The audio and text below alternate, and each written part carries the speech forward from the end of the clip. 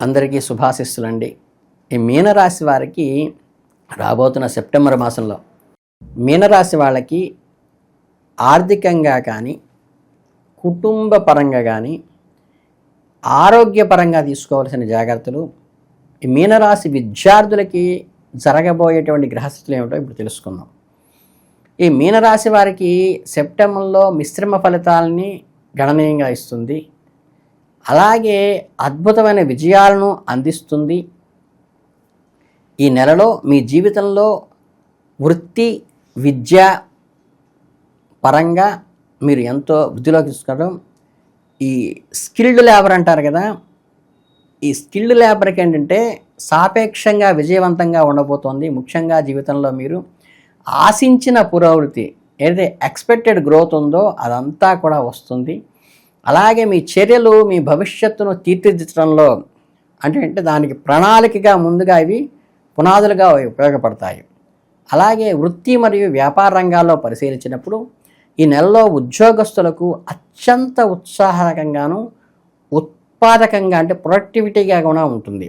అట్లాగే మీకున్న అంకిత భావము, సృజనాత్మకత మరియు కష్టపడి పనిచేసేటువంటి మీ లక్షణం ఏదైతే ఉందో, ఒళ్ళు ఉంచుకోకుండా పనిచేసే లక్షణం, మీ పై అధికారులు మీ పనితీరును గ్రహించి మీకు నూతన కీలకమైన బాధ్యతలు అప్పచెప్తారు. ఈ కీలకమైన కొత్త బాధ్యతల వల్ల మీ ఇమేజ్ ఒక్కసారిగా గ్రోత్ రావటం కాక మీరు ఐడెంటిఫై అవుతారు. అలాగే టెక్నాలజీ రంగంలో కానీ, సాఫ్ట్వేర్ రంగంలో కానీ, సాంకేతిక పరంగా కూడా ఎప్పటి నుంచో ఎదురు చూస్తున్న పదోన్నతులు కానీ, జీతభత్యాల పెంపు కానీ ఆ రంగాల్లో వాళ్ళకి మీకు జరిగే అవకాశం ఉంది.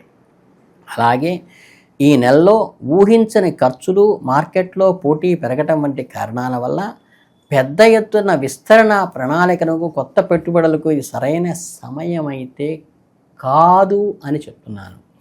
వ్యాపార భాగస్వాములతో సంబంధంలో పారదర్శకంగా ఉండటము, ఆర్థిక లావాదేవీల విషయంలో కొంచెం అన్నీ స్వయంగా పరిశీలించుకోవటం చాలా ముఖ్యం. తొందరపాటు నిర్ణయాలు తీసుకోకుండా అనుభవజ్ఞుల సలహాతో ముందుకు సాగటం మంచిది. మొత్తం మీద ఉద్యోగస్తులకు చాలా అనుకూలమైన సమయంలో కంఫర్టబుల్ జోన్లోనే ఉంటారు. ఇక ఫైనాన్షియల్గా వస్తే ఏంటంటే ఆర్థిక పరిస్థితి విశ్లేషిస్తే మీకు మిశ్రమ ఫలితాలను ఇస్తోంది. నెల మధ్య భాగంలో ఆర్థిక విషయాల్లో స్పష్టమైన కదలికల మూమెంట్, ఫైనాన్షియల్ మూమెంట్ ఉంటుంది. ఒకవైపు మీ ఆదాయం నిలకడగా కొనసాగుతూనే, వ్యాపారస్తులకి లాభాలు యథావిధిగా సాగుతూనే, ఖర్చులు కూడా ఆదాయానికి తగ్గట్టుగా వస్తూ ఉంటాయి. దానివల్ల ఏంటంటే ఇన్పుట్ ఉంటుంది, అవుట్పుట్ అయ్యేసరికి బ్యాలెన్స్ నిల్ అయిపోతూ ఉంటుంది. అందువల్ల మీరు ఊహించిన మార్గాల ద్వారా ధనం సంపాదించే అవకాశాలను పరిశీలించుకోండి.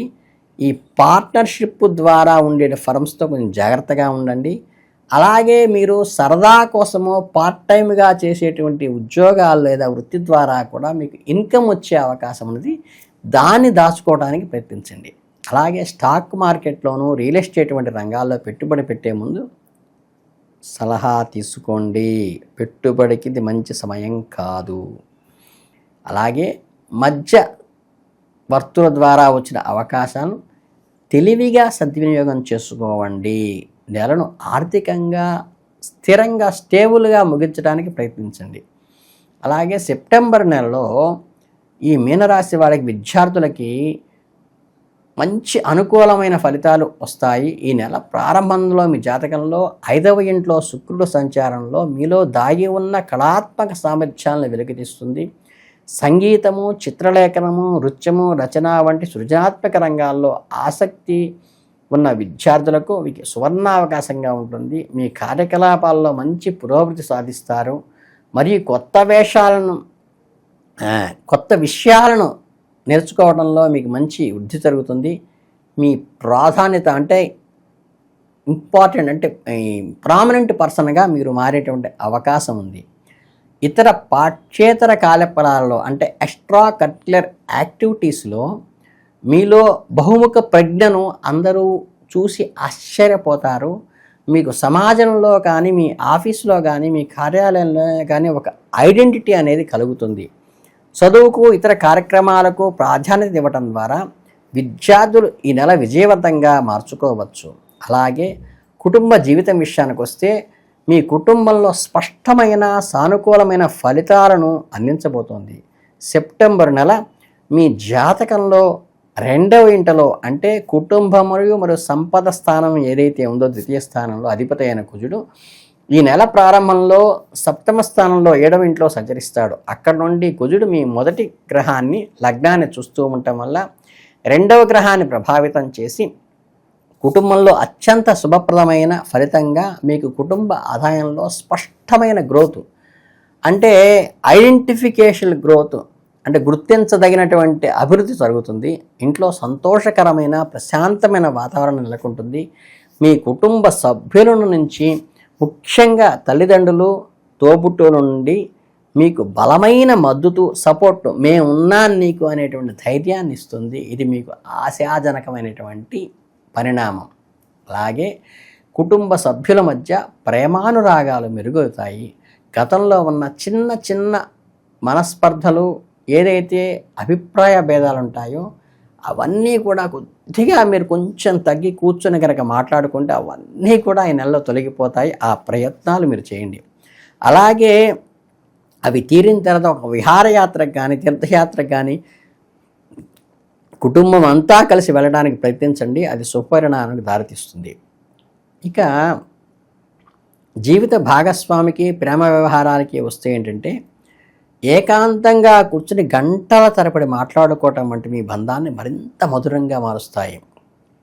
3వ వ్యక్తి ఇన్వాల్వ్మెంట్ లేకుండా ఖచ్చితంగా చూసుకోండి. ఈ నెలలో ముఖ్యంగా మొదటి భాగంలో మీ ప్రేమ జీవితాన్ని మెరుగుపడడంలో కీలక పాత్ర పోషిస్తుంది. గ్రహాల అనుకూలత వలన శృంగార క్షణాలను మీరు పూర్తిగా ఆస్వాదించడానికి మీ భాగస్వామికి మీ ప్రేమను వ్యక్తపరచడానికి మంచి సదవకాశంగా ఉంటుంది. అలాగే మీనరాశి జాతకులకు ఈ నెలలో ఆనందము మాధుర్యంతో నిండి ఉంటుంది. ఒకరినొకరు ప్రేమతో ఉన్నట్లయితే మీ బంధం మరింత బలపడి కొత్త పుంతలు తొక్కే అవకాశం ఉంటుంది. మీ ఇద్దరి మధ్య అన్యోన్య దాంపత్యానికి కానీ మీ ప్రేమలో ఉన్నటువంటి మకరందాన్ని మీరు జుర్రుకోవటానికి కానీ చాలా అనుకూలమైన సమయము. కాకపోతే థర్డ్ పర్సన్ ఇన్ఫ్లుయెన్స్ లేకుండా చూసుకోండి.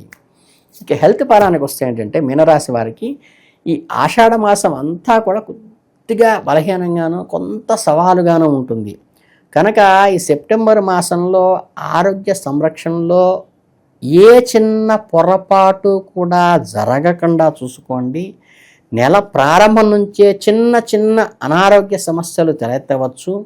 నెల 13వ తేదీ తర్వాత కుజుడు మీ జాతకంలో 9వ స్థానానికి మారటం వల్ల ప్రమాదాన బారి పడే అవకాశాలు తగ్గుతాయి. వాహనాలను నడిపేటప్పుడు అత్యంత జాగ్రత్తగా ఉండాలి. తగాదాలకు కానీ కొట్లాటలకు కానీ ఆఖరికి ట్రాఫిక్ నిబంధనలు అంటే కుజ సంకేతంగా పాటించడం వల్ల సూర్యుడు మరియు బుధుడు 7వ ఇంట్లో ప్రవేశించడం వల్ల మీ స్థానంలో శని యొక్క దృష్టి ఉండటం వల్ల జీర్ణ సంబంధమైన సమస్యలు ఏర్పడే అవకాశం ఉంటుంది. గ్యాస్ట్రిక్ ట్రబుల్ అంటారు కదా, అవి వచ్చే అజీర్ణం అంటారు, దానివల్ల వచ్చేటువంటివి ఉంటాయి. శుభప్రదమైన తేలికగా జీర్ణమయ్యే ఆహారాన్ని తీసుకోండి. చక్కగా వాటర్ సఫిషియెంట్గా తీసుకోండి. అట్లాగే 6వ ఇంట్లో మీకు అనారోగ్య సమస్యలకి అది కారకత్వమైనటువంటి గడి కాబట్టి మీరు మూత్రపిండాల సంబంధంగా కూడా అంటే స్టోన్స్, కిడ్నీ స్టోన్స్ లాంటివి కూడా అంటే అలా సూచించేటువంటి అవకాశం ఉంది. కాబట్టి వాటర్ కంటెంట్ని సఫిషియెంట్గా తీసుకోవటము, ఏదన్నా ఇండికేషన్ వస్తే వైద్య సలహాను తీసుకోవటం మాత్రం ప్రధానంగా చేసుకోవాల్సింది. మీకు ఇక మానసిక ఒత్తిడిని తగ్గించుకోవటం వంటివి చాలా అవసరం.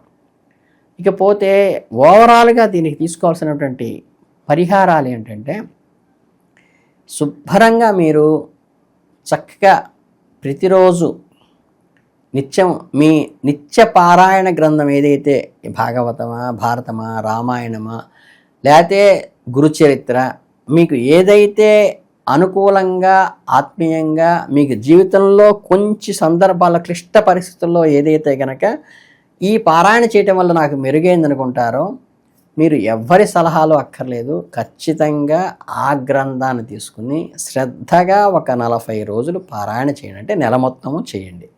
చేస్తుంటే ఏంటంటే మీకు ఏవైతే క్లిష్టతరంగా ఈ మాసంలో అడ్డంకులు కలుగుతున్నాయో ఈ కలిగేటువంటి అడ్డంకులు మొత్తము కూడా కేవలం ఆ గ్రంథ పారాయణ వల్ల నిలిఫై అయిపోయి మీ మార్గం సుగమమయ్యి మీకు అద్భుతమైన గ్రోత్ను వచ్చేట్టుగా, దైవానుగ్రహంతో మీరు ముందుకు నిలిచేట్టుగా, మీ వెన్నంటి ఎప్పుడూ భగవంతుడు ఉన్నాడనే స్థాయిలో మీకు కలిగేట్టుగా మీకు దైవానుగ్రహం లభించాలని మీనరాశి వాళ్ళకి అభినందనలు తెలియజేసుకుంటూ అమృతమైన ఆశీస్సులతో ముగిస్తున్నాను.